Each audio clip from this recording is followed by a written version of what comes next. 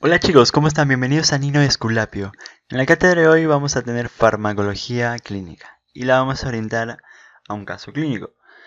Tenemos un órgano que me gusta mucho, el corazón. Vamos a ver insuficiencia cardíaca. Yo soy Nino Díaz, esto es Nino Esculapio. Sin más preámbulos, comencemos. En primer lugar, decirles que todo lo que sigue en este video eh, he usado mi referencia bibliográfica principal, la guía ESC 2016 sobre el diagnóstico y tratamiento de la insuficiencia cardíaca aguda y crónica. La Asociación Europea de Cardiología ha sacado esta guía. Es compleja, es muy numerosa, pero está muy completa. Y sobre esto se va a basar el video en lo que refiere tratamiento de la insuficiencia cardíaca. Bien, se presenta este caso clínico proporcionado gracias a la Cátedra de Farmacología de la Universidad Privada Antenor Orrego. En primer lugar tenemos un paciente de 67 años, hipertensión arterial desde hace 10 años con tratamiento irregular. Primer punto, la hipertensión arterial con tratamiento irregular, tarde o temprano va a tener complicaciones. Acude a emergencia por disnea hace 2 días de inicio de esfuerzos, luego al reposo. Tiene una presión arterial de 160 sobre 80 milímetros de mercurio, la frecuencia cardíaca 110. Frecuencia respiratoria 32, saturación PO2 88%, FiO2 21%, tejido celular subcutáneo, presencia de edema en miembros inferiores. Al examen físico, el aparato respiratorio muestra crepitantes difusos en ambos campos pulmonares. En el aparato cardiovascular, R1 y R2 están normales, pero hay presencia de un tercer ruido cardíaco, S3, que generalmente es patológico y por sobrecarga de volumen. Bueno, en primer lugar, que el paciente presenta una hipertensión arterial sin tratamiento y crónica, 10 años. Eso va a traer complicaciones. Segundo, en el aparato respiratorio, los crepitantes en ambos campos pulmonares me indican que el paciente presenta un edema pulmonar, una congestión pulmonar, el paciente se está ahogando y por eso justamente presenta esa disnea, esa dificultad respiratoria. Y el aparato cardiovascular R1, R2 más S3 se conoce como el ritmo del galope. A la auscultación simulan un galope. La presión arterial está elevada, la frecuencia cardíaca tiene taquicardia y en la frecuencia respiratoria taquipnea. Entonces, hay criterios mayores y menores para diagnosticar la insuficiencia cardíaca. Esencialmente, el diagnóstico es clínico. Hay pruebas que nos pueden ayudar, péptidos, electrocardiograma, radiografía de tórax. Sin embargo, el diagnóstico es esencialmente clínico. Asumo que el diagnóstico que hemos llegado es fácil, una insuficiencia cardíaca, vamos a dejarlo como tal, insuficiencia cardíaca. Ahora vamos a conocer un poco de la insuficiencia cardíaca. ¿Qué es la insuficiencia cardíaca? Para eso tenemos este cuadro de fisiopatología muy rápido, que lo vamos a estudiar. Insuficiencia cardíaca es un síndrome complejo. Un síndrome en el cual el gasto cardíaco está disminuido, ojo aquí, pero disminuido con respecto a las necesidades metabólicas que el cuerpo necesita. Es decir, que el corazón puede estar funcionando normal, sin embargo las necesidades metabólicas son altas y el corazón no puede cumplir con estas necesidades metabólicas, incluso aumentando su gasto cardíaco. De igual manera, el corazón presenta una insuficiencia cardíaca. Son las llamadas insuficiencias cardíacas de alto gasto. Bueno, pero en general hay una disminución del gasto cardíaco. Hay un déficit de gasto cardíaco. Las causas, bueno, las causas son muchas. Las etiologías son muchas. ¿Las vamos a ver? Sí. Vamos a hacer un breve repaso y también vamos a analizar la etiología de acuerdo a nuestro caso clínico de la paciente, ¿verdad? Bueno, ¿qué sucede cuando el gasto cardíaco es insuficiente, cuando no cumple con las necesidades metabólicas?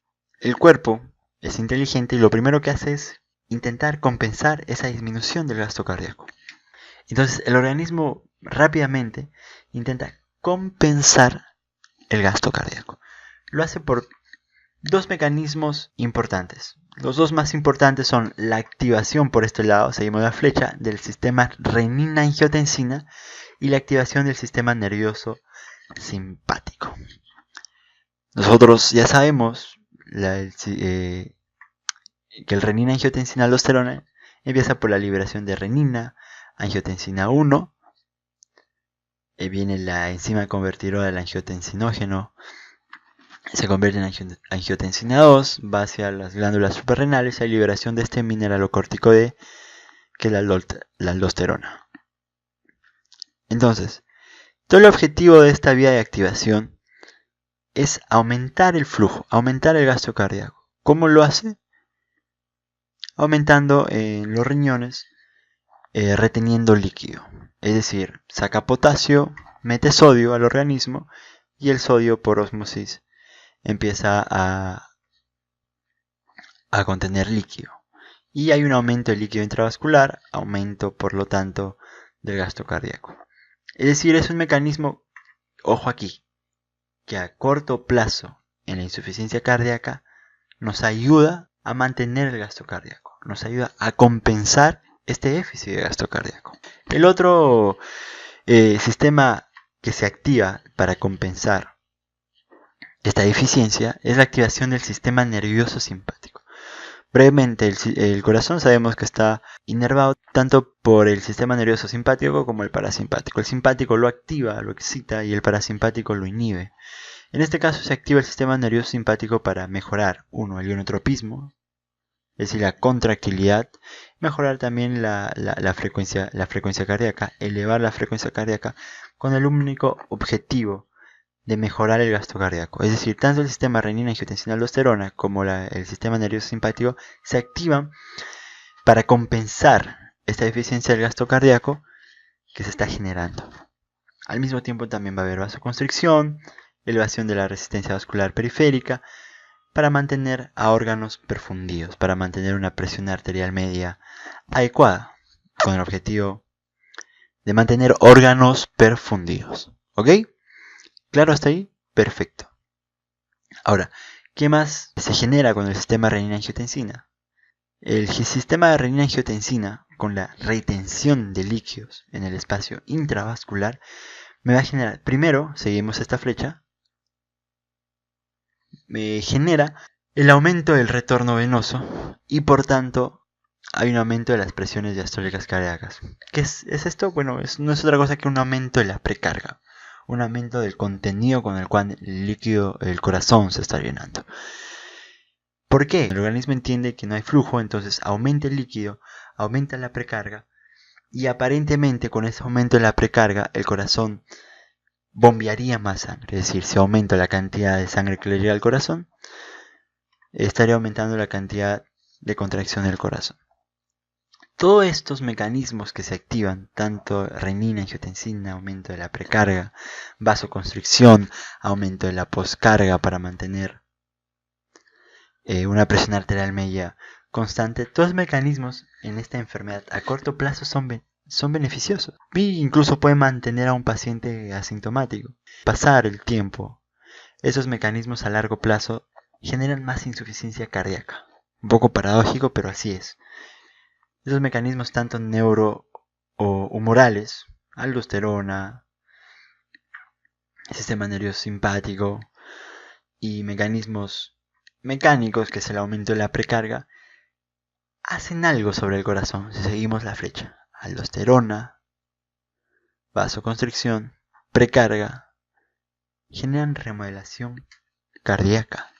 Y esta remodelación cardíaca evidentemente primero que no es fisiológica, segundo que no es buena, no le ayuda al corazón para nada. A largo plazo la remodelación cardíaca me genera más insuficiencia cardíaca.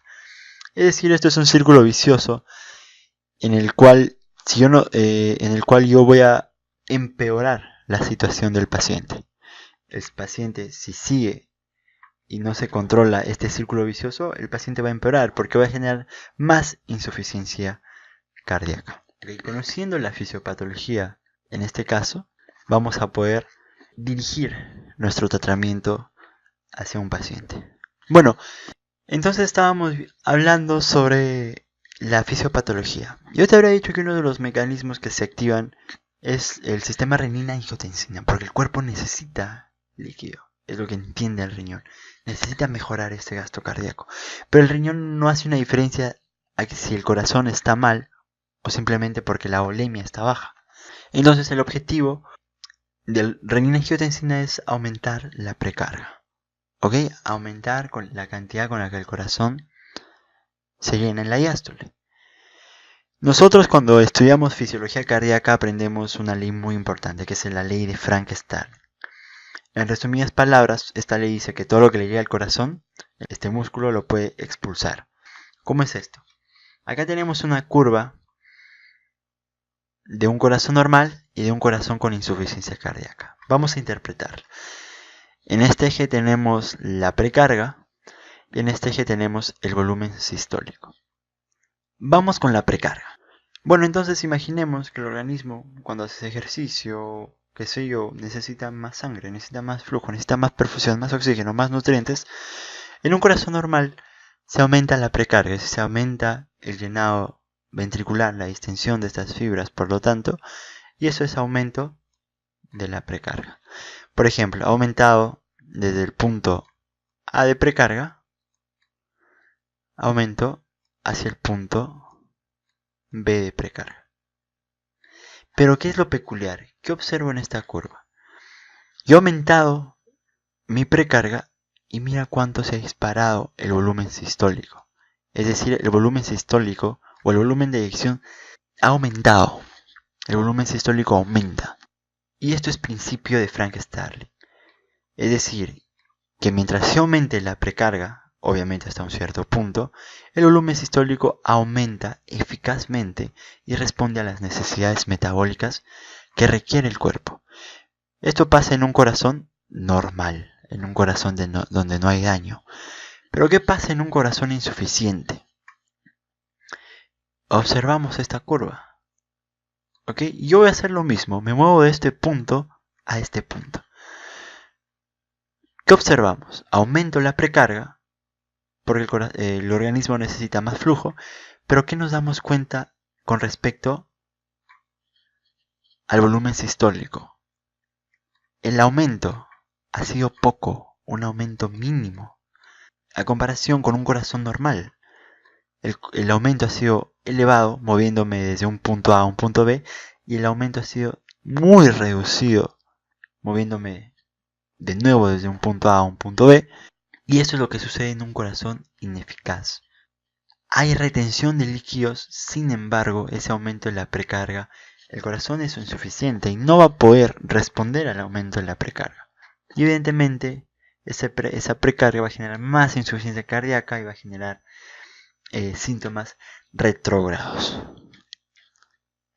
¿Ok? Entonces, ya entendimos esta parte.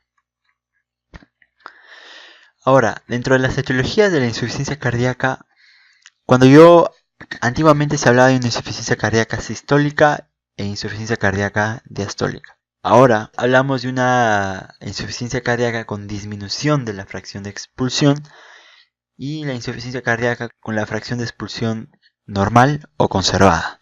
Doctor, no entiendo qué es fracción de expulsión. Te voy a explicar acá. Esto es el corazón. Aurículas, ventrículos.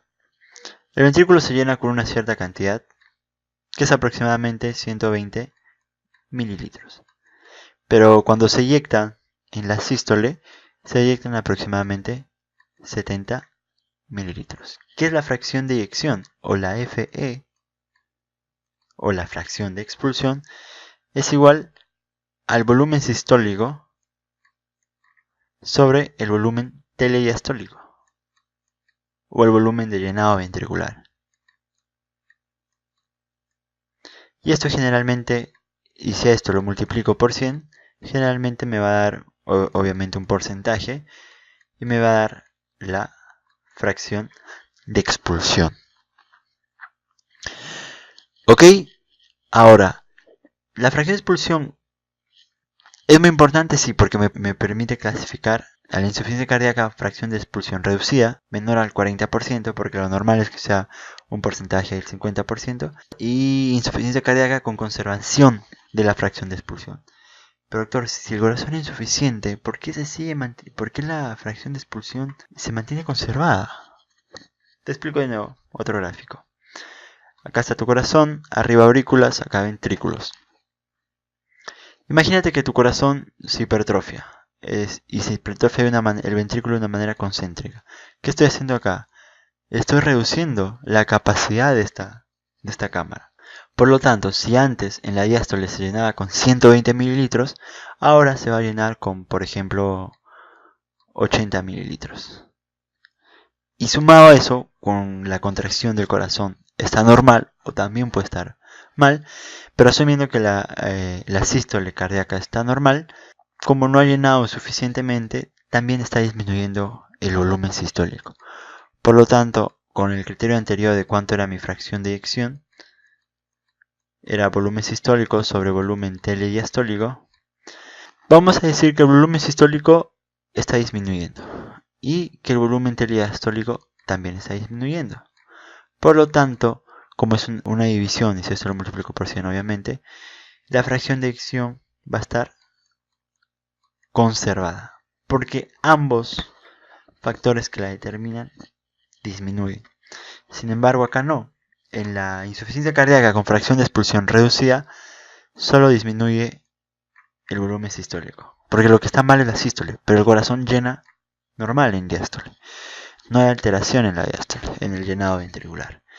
Bueno, en base a esta fracción de eyección se ha generado la clasificación de la insuficiencia cardíaca en fracción de expulsión reducida, menor a 40%, y fracción de expulsión normal o conservada, mayor al 40%. Dentro de las patologías están los infartos, isquemias, en general enfermedad isquémica del corazón, hipertensión, ojo aquí, lo vamos a ver luego, hipertensión, no hay nada más que hipertensión, valvulopatía, sobrecarga de volumen, valvulopatías con insuficiencia, en general acá están todos los factores que me llevan a una insuficiencia cardíaca. Dentro de conservación de la fracción de expulsión, las insuficiencias cardíacas se dan en este caso por hipertrofias primarias, que son miocardiopatías hipertróficas, y la secundaria, que es hipertensión.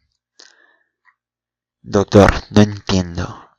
En el gráfico anterior me había puesto hipertensión como causa de fracción de expulsión reducida, y acá también se pone hipertensión como causa de insuficiencia con fracción de expulsión conservada. ¿Qué pasa en este caso? En este caso hay una hipertrofia. En el caso anterior no necesariamente había hipertrofia. Como te lo había dicho acá, el corazón se empieza a hipertrofiar, se le conoce como hipertrofia concéntrica, porque empieza a disminuir el volumen o la capacidad con la que tiene para llenarse este ventrículo. Y obviamente ahí va a haber una disfunción en la diástole. ¿Verdad? Eso es lo que sucede. Por eso que la hipertensión nos trae en este caso una insuficiencia cardíaca con fracción de expulsión normal o conservada. Vamos a ver también las terapéuticas. Bueno, esto es un algoritmo terapéutico para la insuficiencia cardíaca con fracción de expulsión reducida. Vamos a volver a él, pero vamos a centrarnos en nuestro paciente. Es un algoritmo sacado de la ESC, de la guía del ESC del 2016. Y bueno, pero vamos a volver a él en un momento. Lo que quiero es volver al caso clínico de nuestro paciente y vamos a enfocar ahora la insuficiencia cardíaca teniendo en cuenta todos estos parámetros en nuestro paciente. ¿Ok? El paciente tiene hipertensión arterial desde hace 10 años con tratamiento irregular. Entonces, yo clínicamente asumo que este paciente en estos 10 años de hipertensión arterial con tratamiento irregular, es decir, aumento de la poscarga, el corazón necesita más trabajo para llegar a bombear la sangre porque tiene que vencer bastante presión, una presión elevada que está generando la hipertensión arterial. Por lo tanto, mi corazoncito, ahí está el corazoncito, en este caso el ventrículo izquierdo, se va a empezar a hipertrofiar. Hipertrofia. Pero esta no es una hipertrofia normal, no es una hipertrofia fisiológica. Lo que está haciendo esta hipertrofia es, ya lo había dicho, es reducir la capacidad con la cual se puede llenar el corazón en diástole. Por lo tanto, yo asumo clínicamente que el paciente presenta una insuficiencia cardíaca con fracción de eyección conservada, porque se va a reducir tanto el volumen sistólico como el volumen teleastólico. O sea, el corazón no está llenando bien. La insuficiencia ocurre en la diástole y hay una consecuencia en sístole, donde no hay un volumen sistólico adecuado. Entonces, yo asumo que mi paciente presenta una hipertrofia. Clínicamente es correcto asumir esto, con una fracción de eyección conservada. ¿Qué más? El paciente presenta crepitantes. Habíamos dicho que hay un aumento en la precarga. La precarga el corazón no lo puede bombear bien. Esto va a generar un aumento de presiones retrógrados hacia el pulmón y va a haber un desequilibrio en las fuerzas de Starling a nivel del pulmón y evidentemente va a haber un edema pulmonar, una congestión pulmonar. Y sumado a eso, también es la insuficiencia. Al final esto me va a generar una insuficiencia por el lado derecho del corazón y también va a haber edema en miembros inferiores. Por eso es que el paciente llega con disnea. El paciente no puede respirar, se está interrumpiendo ese proceso fisiológico normal de la respiración y también por eso presenta la taquipnea. Al mismo tiempo frecuenta una frecuencia elevada porque ya habíamos hablado que hay mecanismos compensadores que tratan de aliviar estos síntomas, sin embargo a largo plazo van a ser perjudiciales para el paciente. Y más aún que el paciente presenta una crisis hipertensiva. Ok, el paciente presenta una crisis hipertensiva. Entonces ya lo tenemos ahí enfocado nuestro estudio, nuestro caso clínico, hacia el paciente que posiblemente presenta una insuficiencia cardíaca con fracción de eyección conservada. Bueno, si yo quiero determinar a ciencia cierta, puedo pedirle exámenes, ¿verdad? Péptidos natriuréticos. El BNP es un vasodilatador que generalmente es muy sensible. ¿Qué quiere decir esto? Que cuando se eleva me puede dar pronóstico de que tiene una insuficiencia cardíaca. Y como es tan sensible, cuando está normal o disminuido, es muy improbable que el paciente presente una insuficiencia cardíaca, porque el BNP es muy sensible. Entonces, si no ha aumentado, es muy poco probable que el paciente presente una insuficiencia cardíaca. Por lo tanto, yo debo buscar otro tipo de alteraciones. Por ejemplo, que tenga un proceso infeccioso a nivel pulmonar, que me puede estar generando la congestión, aunque en este caso lo presente en ambos campos pulmonares también. Es algo que tener en cuenta al momento de analizar el caso clínico. Y cuando está elevado el BNP, no significa a ciencia cierta que sea una insuficiencia cardíaca. Es muy probable, o sea, yo voy a hablar por eso la clínica, pero no me indica ciencia cierta de que sea una insuficiencia cardíaca, porque el BNP no solo se eleva en insuficiencia cardíaca, hay otros procesos no cardiogénicos que me elevan el BNP, ¿ok? Eso es un examen auxiliar, porque el diagnóstico de la insuficiencia cardíaca es esencialmente clínico. ¿Qué más puedo pedir? El BNP.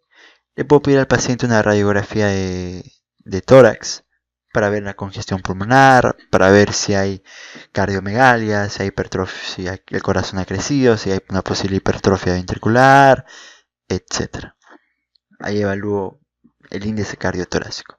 Segundo, yo estoy asumiendo que este paciente presenta una insuficiencia cardíaca con fracción de eyección conservada. Estoy asumiendo. Y también estoy asumiendo que el corazón presenta una hipertrofia. Sin embargo, yo también le puedo pedir al paciente un ecocardiograma. ¿Para qué le pido el eco? Porque el ecocardiograma me sirve para evaluar la fracción de eyección y poder determinar si está conservada o disminuida. Bien, entonces, este paciente presenta una insuficiencia cardíaca con fracción de eyección conservada. Y si vemos los síntomas y signos del paciente, este paciente está descompensado. ¿Por qué? Porque el paciente al reposo está cansado, no puede respirar, tiene disnea. al reposo.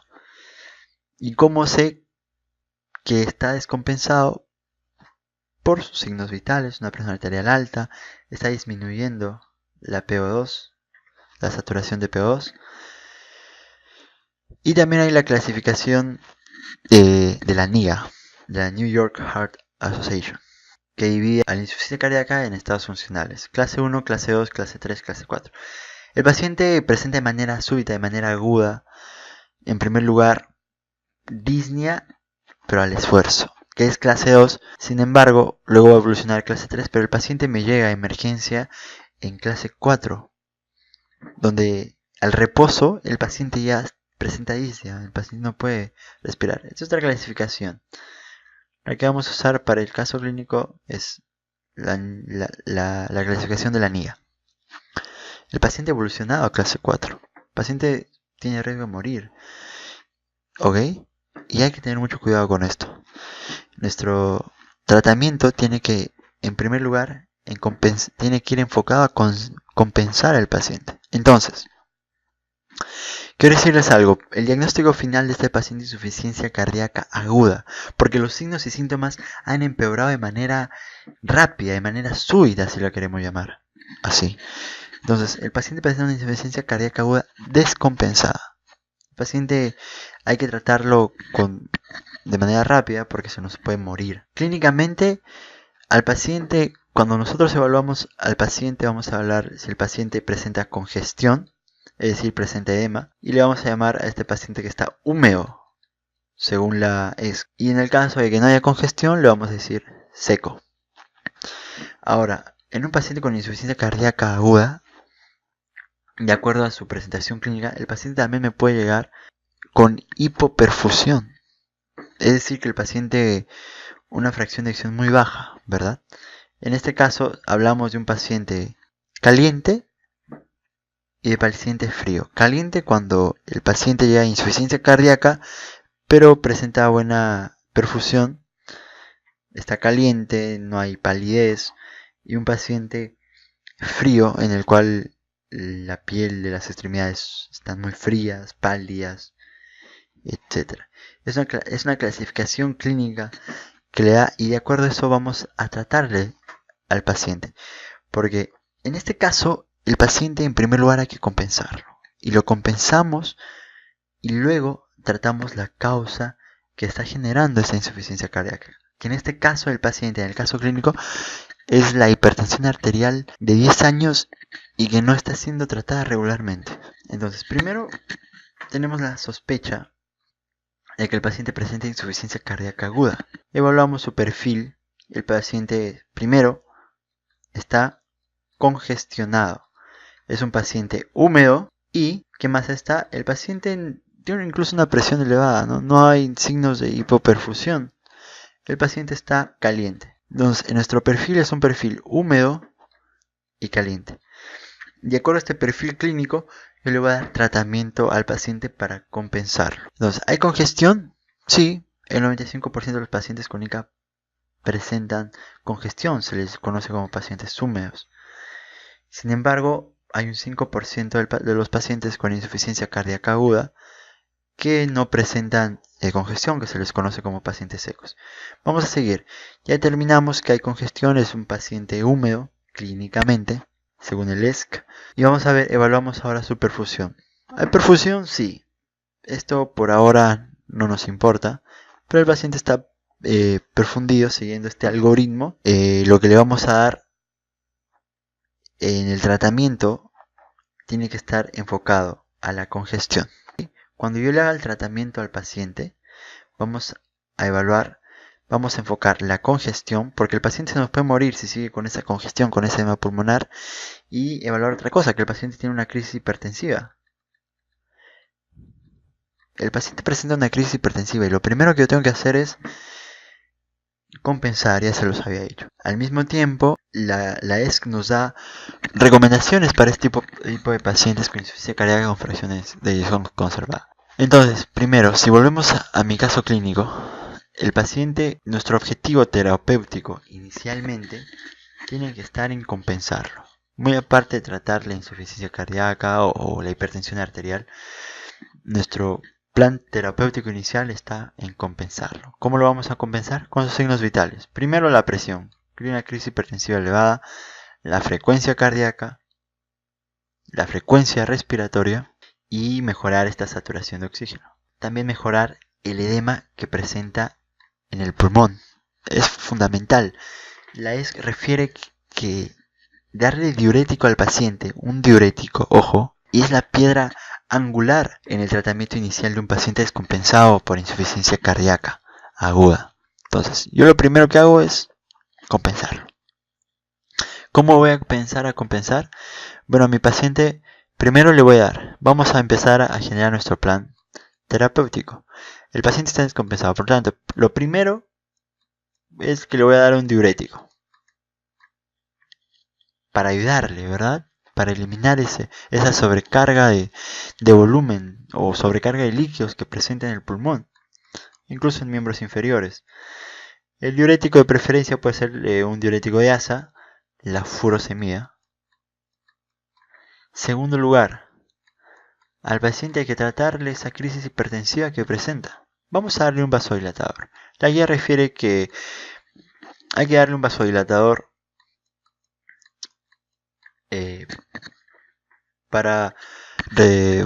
para mejorar esta crisis hipertensiva.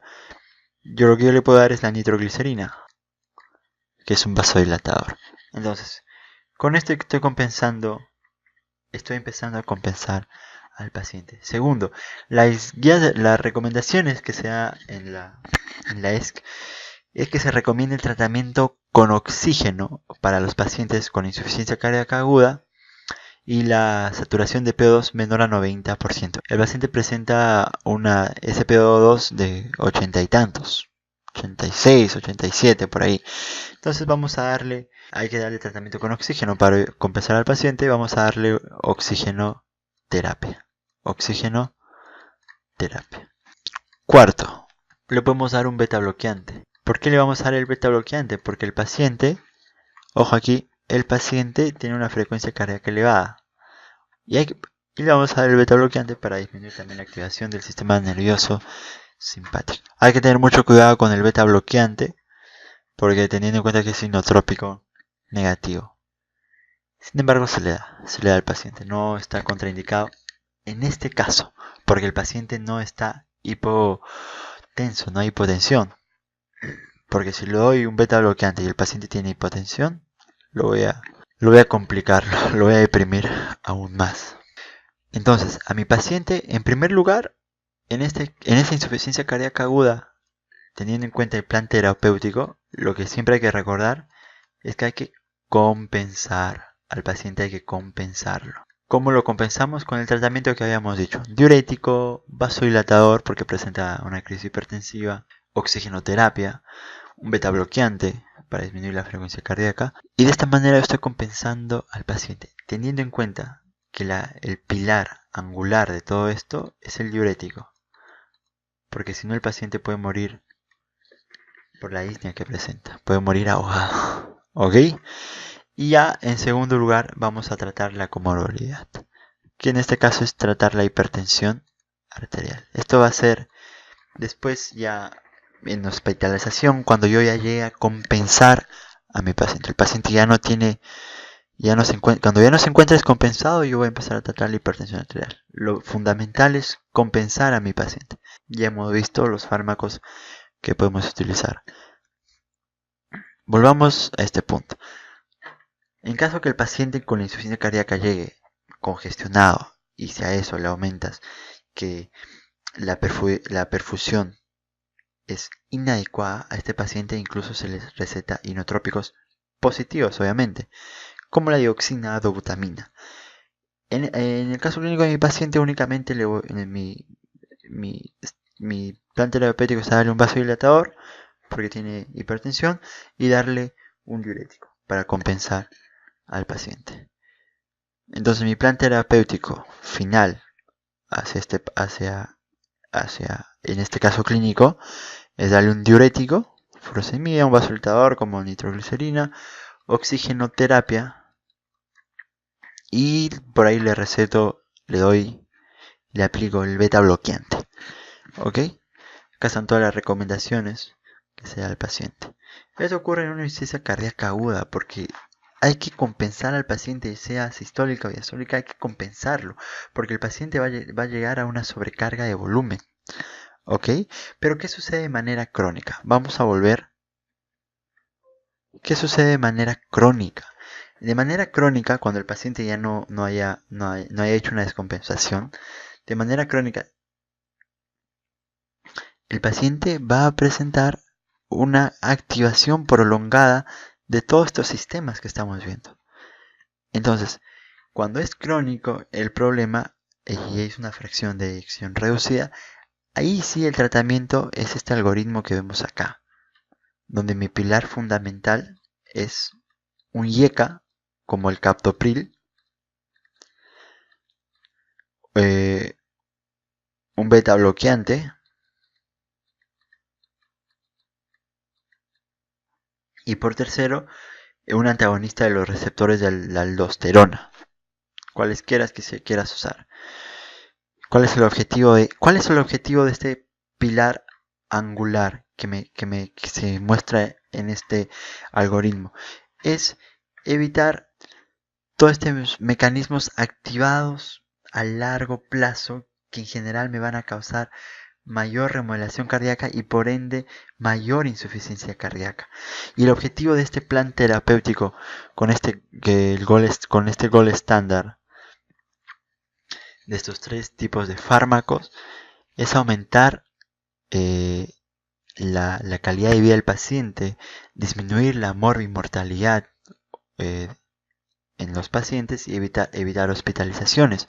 Porque estoy generando ¿qué cosa? Estoy generando detener estos ciclos de renina-angiotensina con los IECA, que son con los IECA detengo el renina-angiotensina, con los beta bloqueantes detengo el simpático y con la espironolactona, por ejemplo, que es antagonista de la aldosterona, bloqueo más aún el sistema renina-angiotensina para evitar este círculo vicioso, para evitar que a largo plazo me genere más insuficiencia cardíaca. ¿Ok? Sin embargo, esto se da de manera cuando en un paciente crónica. Es sintomático, pero de manera crónica. En el caso clínico que nos llega el paciente con insuficiencia cardíaca, tiene una descompensación y lo primero que hay que hacer es tratar al paciente y compensarlo. Por eso es que en mi plan terapéutico inicial no está darle un IECA, no está darle un IECA, no me serviría darle un IECA. Lo primero que tengo que hacer es compensar al paciente. ¿Ok? Este plan terapéutico está dirigido a mejorar la calidad de vida del paciente y evitar este círculo vicioso que me va a generar más y más insuficiencia cardíaca. Un círculo vicioso. Por eso para mí esto es un círculo que da así y vuelta. Por eso le doy yo esta farmacología. Antes se daba el tratamiento sintomático, que son diuréticos, inotrópicos, y ahora se da este tipo de tratamiento. Bueno, espero que este enfoque que le hemos dado al caso clínico les haya servido. Suscríbanse al canal, díganme si les sirvió el video y nos vemos hasta la próxima. Gracias.